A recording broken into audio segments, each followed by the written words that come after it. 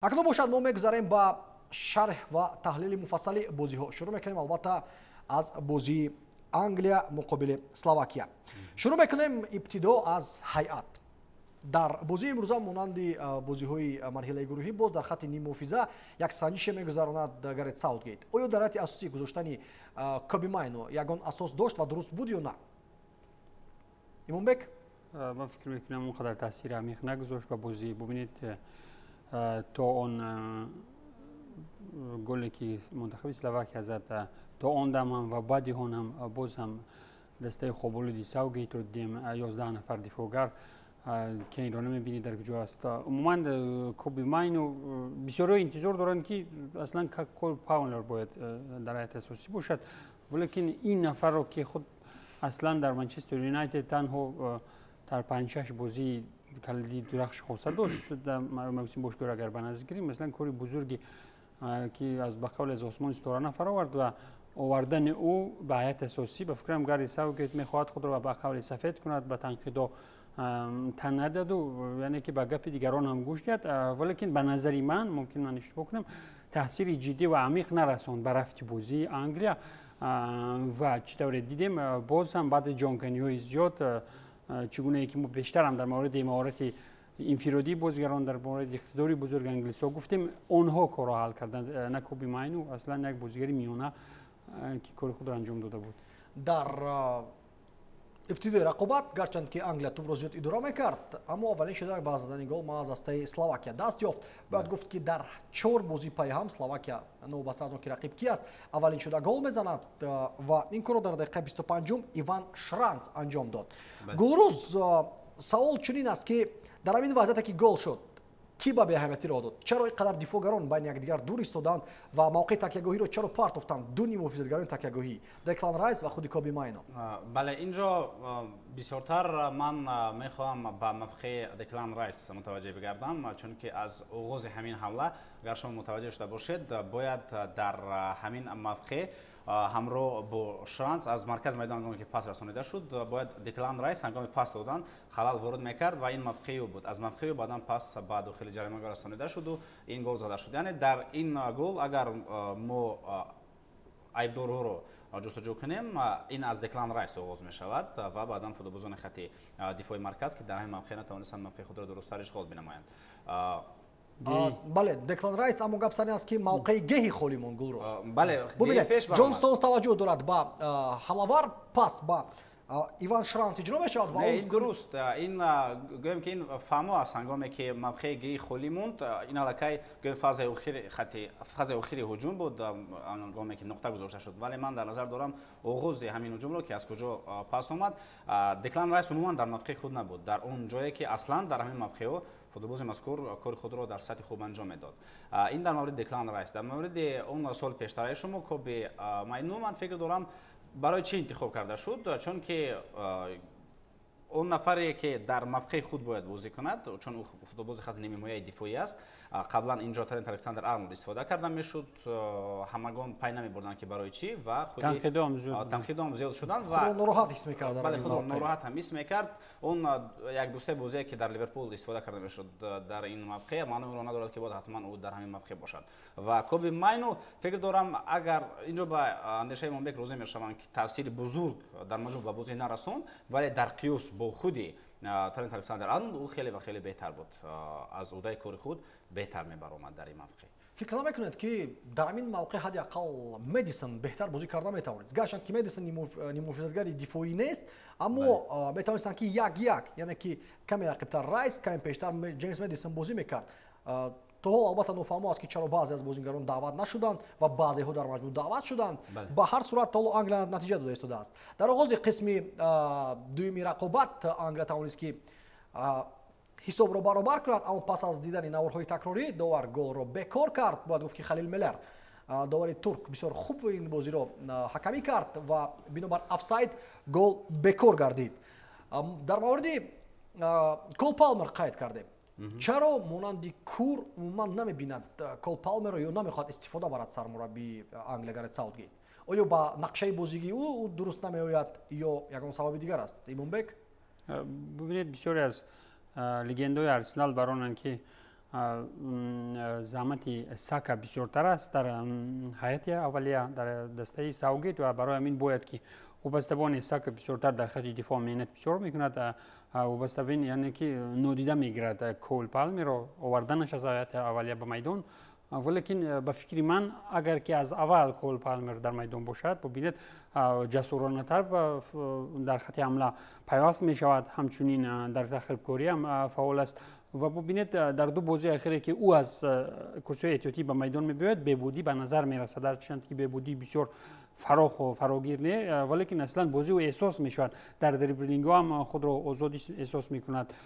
چطوری است که آن گزارش او به چلسی از سیتی و آن آمارایی که او در سطح باشگاهی داشت، آمارای انفرادی برایش به فکر نیروی ایلوگی می‌بخشند و از روی من اگر بگیریم از روی اندیشه من باید که او رو در بازی آینده از اول به میدان برآیند. بله راضی هستم.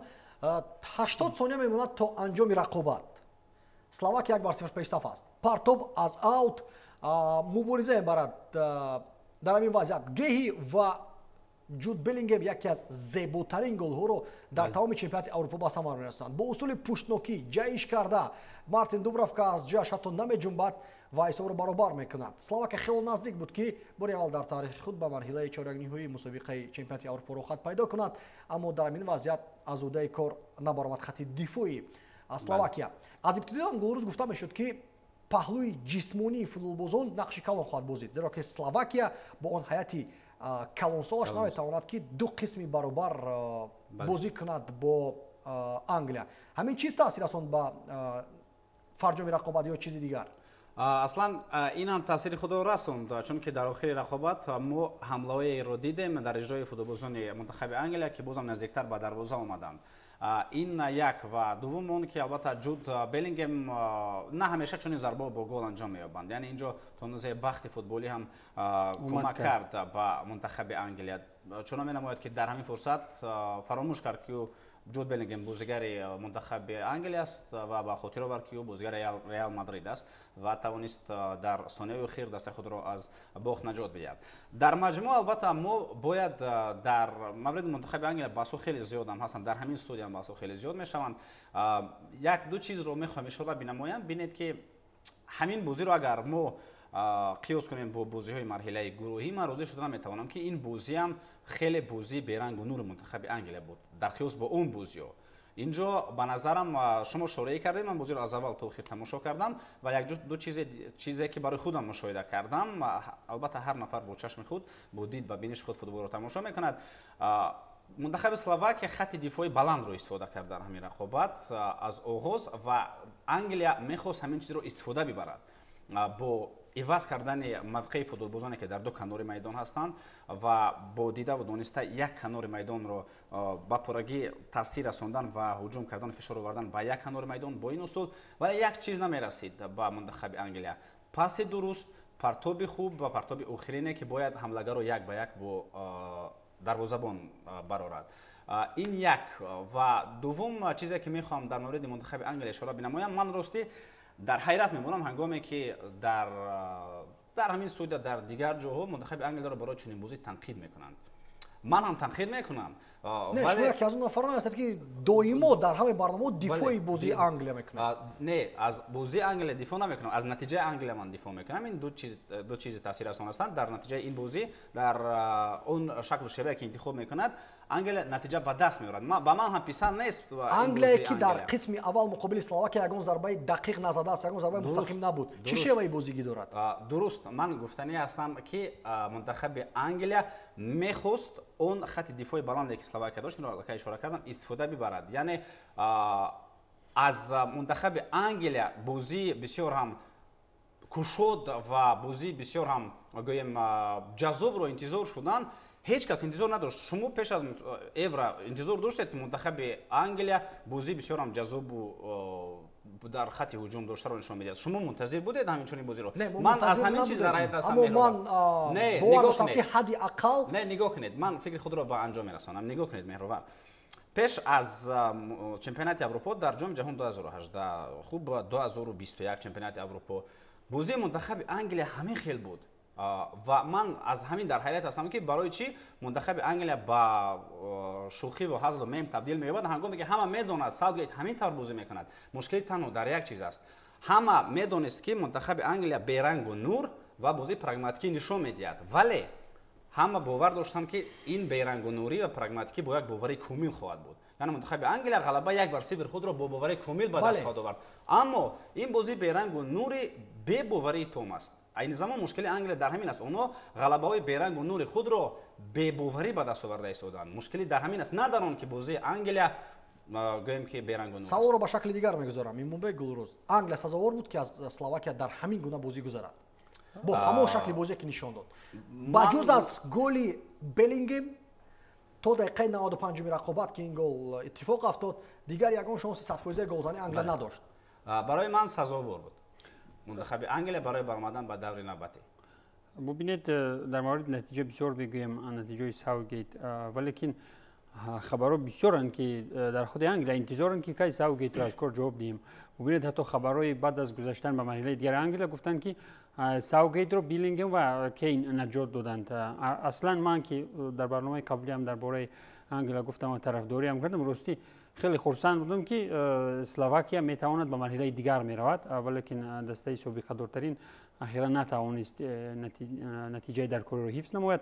با چنین بازی که منتخب انگلیا داشت، با چنین ارسنال بزرگ هجومی که دارد، البته با چنین اسلوب مرحله دیگر رفتن یک کار فراتر از شرمندگی است و ارزنده عموما نبود. از نگاه من ارزنده برآمدن به مرحله دیگر عموما نبود. ببینید نفرانی که از روی رکوردهای انفرادی، از روی گل‌ها رکوردهای بیشترین را در لیگ‌های خود میزنند دارند، نخو اقلا لایق یک گل زدن نتوانند مقابل یک دسته پیر اسلواکیا که عموما به زور از گروه برآمد. اینجا ما بیشتر بسیار مخلصان گوش کنید برای زیبایی فوتبال از مخلص فوتبال شدگند، برای رونالدینیو، برای مسی که چگونه 7 کس را میگذارد، برای چی شویتزر را تعریف میکنند، برای طبیعت زیبا، برای چه این حال بینای پارلمان زیباست ما در پیشون عکس میگیرند. ما از برای زیبایی، ولیکن انگلیایی که ارسنال بزرگی اقتدارش برابر با بمب اتمی تعریف شده روسیه است، عموما گل زدن نمیتونه. این یک حالت نونسنس است به قولی. آخر گپ در دیگر چیز است. شما اینو بگید یک چیز نمیفهمید. ما بسیار چیزا رو میفهمیم. بیاد گوش کنید درست چی میگن. بیاد گوش کنید. درست اینو بگید میفهمم اینو بگید گپ رو نمیفهمد. آخر نگاه کنید گپ در همین است که همین ارسنال بزرگی شما میگید اون رو کی دوران میکند. شما اگر خونه خود رو تعمیر کردنی باشید شما گپ زدید من خواب بودم اکنون خواب کنید من گپ زنم. مشکل در چی است؟ مشکل در دیگر چیز است. ولی منتخب انگلیا بازی بیرنگ و نور نشان میدهد، نتیجه به دست میاد، این یک گپ دیگر، این رو یک طرف میگذارد. اکنون در بازی زیبا و بازی که زیبا نیست، شما با خونه دو استاد رو میبرید که تعمیر کردن استید، همون یک مواد گوییم که یک مواد ساختمانی در پیش هر دو میگذارید. هر کس به طور خود همون رو استفاده میبرد. هر کس به طور خود، یک کس خیلی زیبا میکند، یک کس خیلی دلپسند میکند، یک کس دیگر همون خیلی که میتواند همون خیلی میکند. این همین چیز است. گرد ساوتگیت بازی هجوم کرونا موندن نمیتواند. گرد ساوتگیت همین گونه بازی اگر چه قیاسی ساختمانی خانه شود، اگر گرد ساوتگیت محصولات بهترین بازار را در اختیار دارد، اما خانه کج میسازد. درست. من برای همین خیلی استاد رو در گون در کار نمیگیرم. نه درست خانه کج میسازد، نه که 200 سال خدمت میکند. استادی که خانه خوش میسازد فکر نمیکند که تنها ولیکن هم از همین خانه کج بزرند بعد سال میرزد. درست فکر نمیکند که تنها اومد کرد، تنها بخت بلندی کرد که بلینگهم جایش کرد و زد.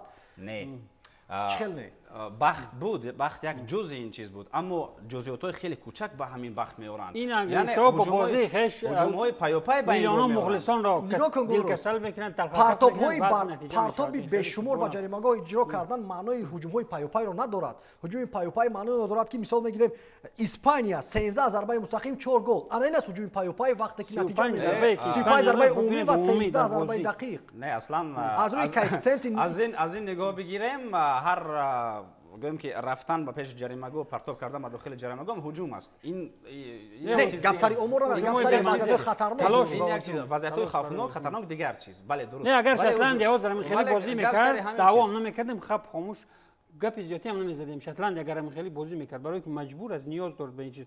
ولی که وقتی انگلیس با چنین هیئت با چنین ستاره برون من 100% با گپ شما این رو عموما طرفداری کردن در کار برای اونها ادوکات هم در کار من گپ شما 100% راضی هستم ولی گر از سوگ با چنین شکل انگلیس را به سود مجازات کردن با چنین شکل بازی نتیجه داده است و حق دارد چنین بازی کردن قبول در مرحله شکل نتیجه داد حاضر با چنگال اسپانیا میغلطد بعد میبینیم گروز چی فکر دارید با همین گونه بازی همین انگلیا میتونه تو فینال رواد یا نه 100% چرا نه مثال ما فکر میکنم که شویتساریا علاقه رقیبی مشکل میشد براش اگرچه اسلواکیا چنین میگذارد انگلیا شویتساریا اون بازی که مقابل ایتالیا نشان داد دل خود است برای انگلیا مشکل نشد اما انگلیا امیدوارم که تستر همین سوگیت رو از وظیفه بیرون کنند ما یک فوتبال زیبا یک فوتبال تماشاگاه رو ارزنده استادان تو من با این گپ راضی هستم ولی عین زمان سوگیت رو باید شما تنقید برای چنین بازی نکنید چون که او برای همین بازی رو تنقید میکنند همه او رو تنقید میکنند چنین بازی دستار تو فینال برابر من تنقید ندارم ساوتگیت رو برای چنین بازی من تنقید دارم که شانسی گلزنی عموما نداشت انگلیا با نظر داشتی بهترین نشانزنی بوندسلیگا در حیات بهترین نشانزنی ریال مادرید در پریمرا بهترین نشانزن در تاریخ منتخب انگلیا و باز چی بگویم بهترین نشانزنی چلسی و دومین نشانزنی همه این رو کی داره میکنه و ببینید وقتی که گارت ساوتگیت چنین بازی دارد کارلو آنچلوتی رو ما یگون بار برای بازی دفاع کردن موندنش یا برای اون بازی که او گویم که استفاده میبرد از همون خصوصیت‌های خاص و مهارت هر یک بازیگر رو اگر او بگیرد و بازی خود را با پرگی دیگر سازد شکل گواردیولا رو استفاده کند نمیشود پرابلم داین است ریال مادرید در برابر دفاعی موندن باز هجومای خوب هم میکنه من دیگر چیز گفته ایستادم فلسفه کارلو آنچلوتی برای ریال چی داخل دارد پرابلم در همین است که فلسفه کارلو آنچلوتی برای ریال داخل دارد باز با کی داخل برای پرابلم باز با میلان داخل دارد فلسفه یا باز با یک دستای مطابق با اداره کردهش داخل پرابلم در چی است گلروز من با شما فهموندنی هستم انگلیا یگان بازی معین ندارد شما میگید که این سبک ساوتگیت است انگلیا نه 100% دروغ انگلیا بازی معین دارد انگلیا 100% بازی معین دارد چی تاکتیک است برای همین انگلیا رو تنقید میکنن که بازی معین بازی برنگ و نور پراگماتیکی من گفته پراگماتیک این از پراگماتیک انا همین پراگماتیک بازی رو نتوانستن پراگماتیک نیست این نسخه به معنی ایتالیایی است نسخه نیوده موفق با دور چهارکنی کی بر اومد انگلیا یا اسلواکیا گپ سر نه اسلواکیا با این سال جواب گردانید کی بر اومد نتیجه درست دور چهارکنی اسلواکیا بر اومد کی بر اومد انگلیا تا دقیقه 90 میگیریم انگلیا اسلواکیا بر اومد خیلی حساب نیست تمام به خیلی بازی با چهارکنی با ایران با همین گپ تمام انگلیا با دور چهارکنی چون گلروز در برنامه ما اشتراک میکند تو آخر با تمام راه واسطه ها دفاع خواهد کرد از انگلیا ما موضوع انگلیا رو خاتمه میبخشیم در دقیقه 95 رقابت جود بلینگهم با ضربه پشتنوکی توانست که حساب رو برابر کند در دقیقه 91 باشد هری کین با ضربه با سر توانست که پیروزی دسته خود تامین نماید نفرانی دور از فوتبال شاید که خیلی کنند که من خطا کرده استم که گل 1.95 گل دوم 91 اما فوتبال چنین است دقیق ترش بگوییم 90 جمع 5 و دقیقه 91 در همین گونه دقیقه ها گل ها زده شدند و با مرحله نوبتی رو خط پیدا میکند انگلیا یک چیز دیگر میگم اگر بازی انگلیا رو وقتی که اسلواکیا رو در 120 دقیقه به زور اکنون با شویتزاریا که بازی میکند مغلوب میکنی حساب نیست اکنون با شویتزاریا که بازی میکند با شویتزاریا که بازی میکند میلش بازی برنگ من هم روزی هستم طرف شویتزاریا در دقیقه 20 رقابت منتخب انگلیا گل میزند دیگر بازی رو تماشا نکنید تمام 1-0 منتخب انگلیا همون خیلی 1-0 غلبه به دست میارد بازی برنگ و نور دارد همین یک گل زد انگلیا تمام تلویزیون رو کشید یگون فیلم دیگر تماشا کنید بازی رو دیگر تماشا نکنید انگلیا گل میزند میرود به در نوبتی تمام 20 جرأت ندارد انا همین اکسترا تایم من تماشا نکردم انگام که هری کین گل زد کو میرود هری کین گل زد من دیگر بازی رو تماشا نکردم چون که من میدونم تمام نداشت زیرا که اسلواکیا سخت خسته بود دیگر قوای هجوم کردن نداشت دیگر بازی منطقاً درست است فکر شما بر صورت انگلیا با مرحله نوبتی رو خط پیدا میکند با شویتزاریا خواهد بازی شویتزاریا که ایتالیا را 2-0 با یک بازی باوری بخشی مضموندار مغلوب نمود